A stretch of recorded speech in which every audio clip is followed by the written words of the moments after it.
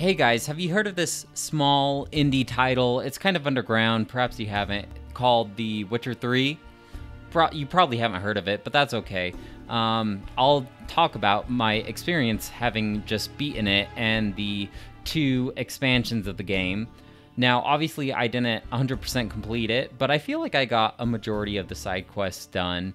And I just kind of want to get my thoughts out there, just a off-script, casual review about it.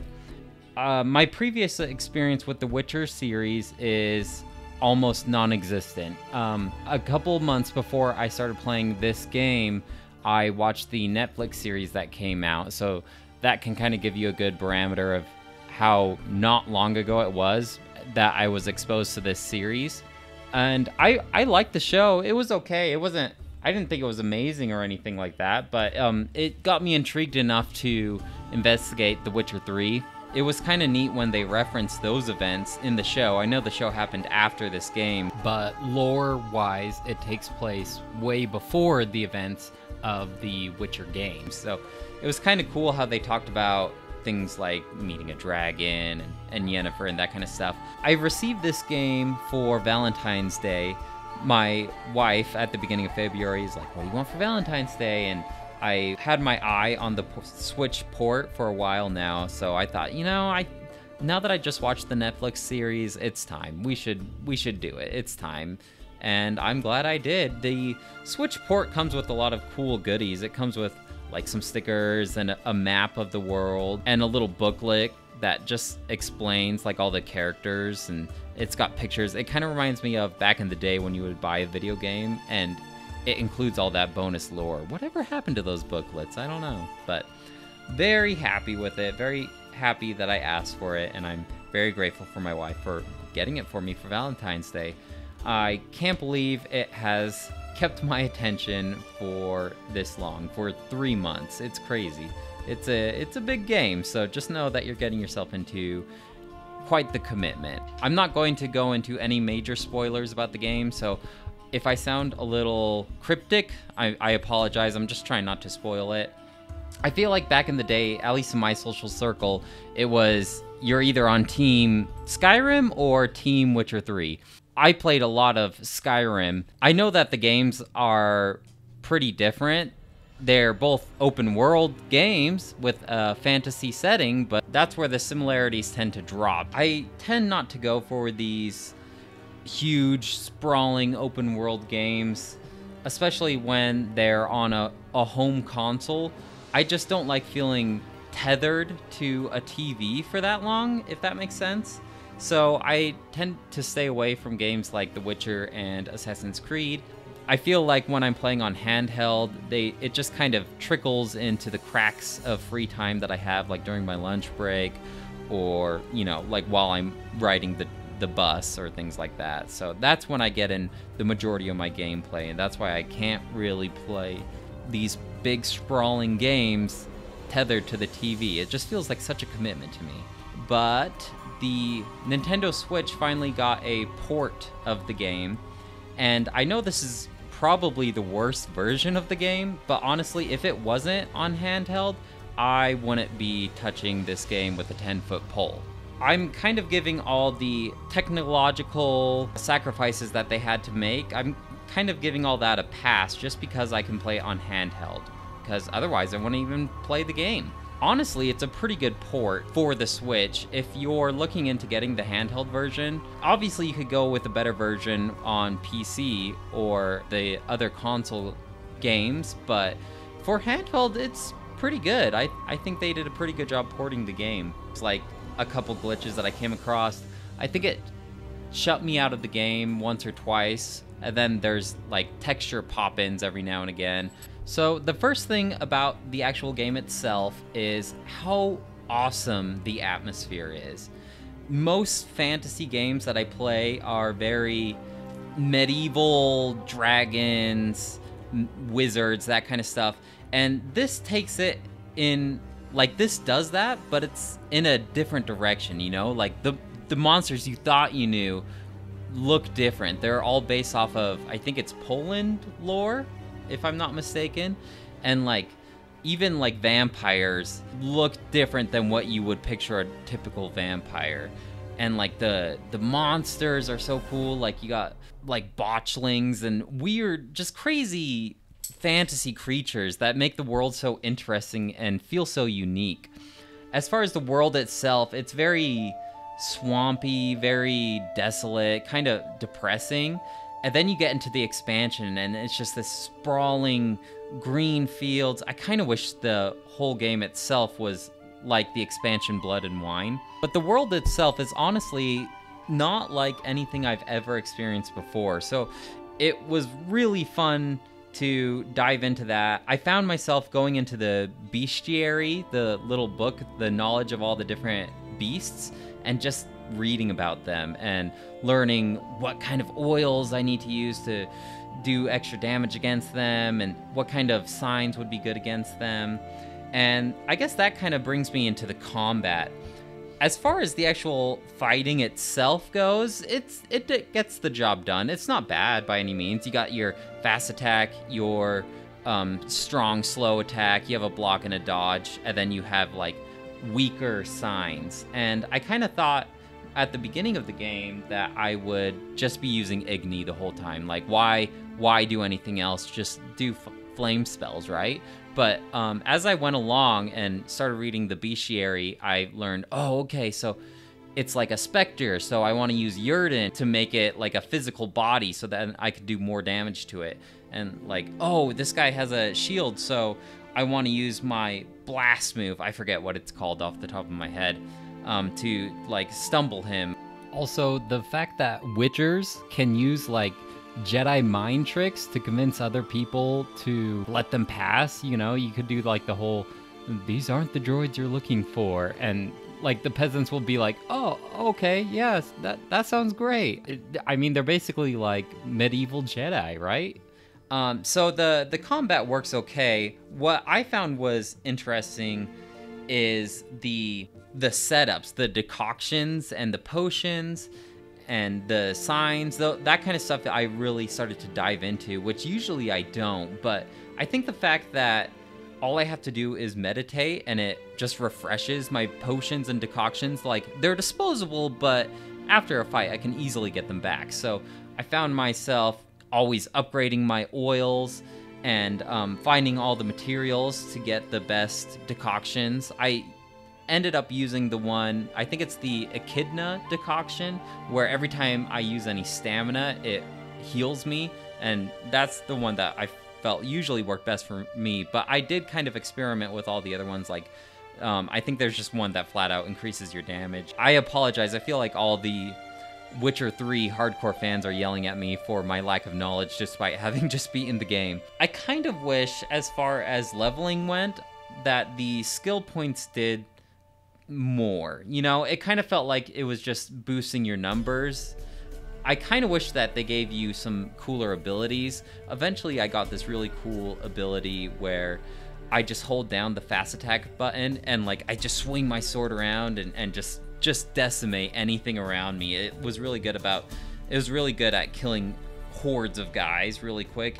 So I wish I got more of that, more special abilities instead of just your fast attacks make your opponents bleed. You know, it just kind of felt not very engaging whenever I would level up. And I feel like if I had learned new abilities, it probably would have made leveling up a little more exciting.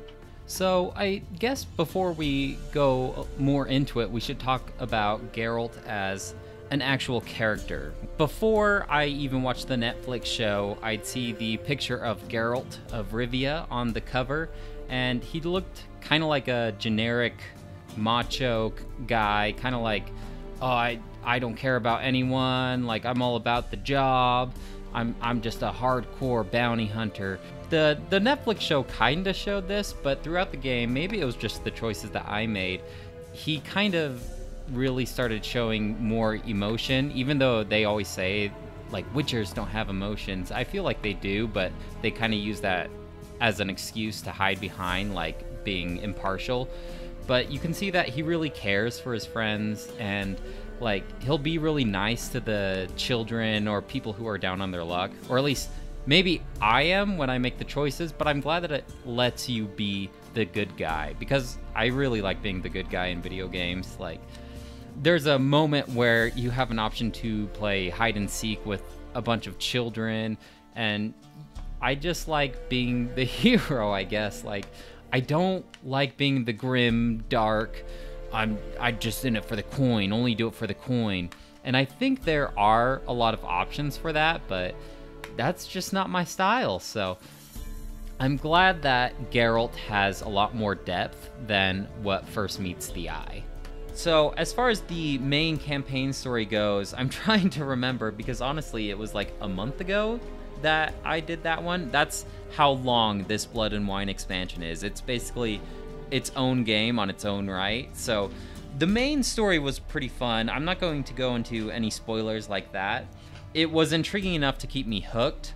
Like, I really liked how you got to play as Ciri to mix things up, and you would meet all these interesting characters. Just thinking back now, it's crazy all the things that I did. Like, it's no wonder this game took me almost 100 hours to complete, to finish the main and the DLC. It's such a long game, and I'm just looking back like, oh wow, yeah, wait, that was in this game, huh? Like, it's so many different unique stories, and the world is just so unique. I know I keep dropping that word, but I'm just so flustered trying to get all my thoughts out there. Like, just talking about it right now, I'm just thinking of all the memories that I have playing this game, and I'm really surprising myself right this moment. Like, holy cow, there's so many cool stories that have happened, and I did so much during this game. It's such a long game, you just forget all these things until you're looking back in retrospect. The side quests themselves were actually pretty interesting. I found some of the side quests more interesting than the main quests at time. As far as the 2 expansions go, there's the Heart of Stone expansion, I think it's called. That one was okay. I felt like that was okay. That was just kind of like this little 5-hour, 10-hour campaign, which I know that doesn't sound that little for DLC, but compared to Blood and Wine, like, holy cow, that was an excellent expansion. I wish the main game was set in that world, because the main game can get a little dreary and depressing at times. It's very swampy, very dark, just lots of peasants around, whereas the Blood and Wine expansion, it's that is the freshest in my mind compared to the main world from the main campaign. So I'm just so high on that one right now. That one is, I don't know, it's just so colorful and interesting to me. Let's go into some of my negatives on this game. There are some. For one, this game does feel a little dated, but that's understandable. It's an older game, you know? I feel like the hair physics, like, Geralt's hair is just constantly flying all over the place. It's crazy. I'm not going to hold any technical points against this because, like I mentioned earlier, I am playing the Switch port of the game, so I understand you gotta make sacrifices to make it handheld. I'm not big on the big, long talking scenes. Like, sometimes they would put Geralt at, like, a party, and you just go around talking to people for what feels like an hour at a time, and I'm not huge on that. I'm like, oh, okay, let's get to some combat or something, you know, I'm done learning names and just jabbing along with people that I'm probably never going to see again. So I wasn't big on those. Also, I don't like big sprawling cities. I feel like that kind of landscape can get pretty boring, and I feel like I spent a good fifth of this game in just a big city. Like, you're just looking at buildings the whole time, and that can get pretty boring, to me at least. I much prefer when I'm on this wide, sprawling land with a bunch of interesting landmarks scattered across the region for me to explore. Also, just because of the sheer length of the game, in my case, this is probably a unique problem, but sometimes it felt so long that I was starting to feel burnt out at times until something cool would happen again and it would reinvigorate me to keep playing.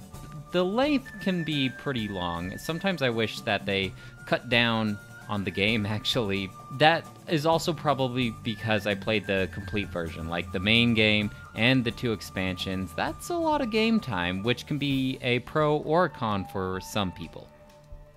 Overall, guys, it really is a fantastic experience, and if open world games are your thing, or even if they're not, I would kind of investigate this. There's a reason why so many people recommend The Witcher 3.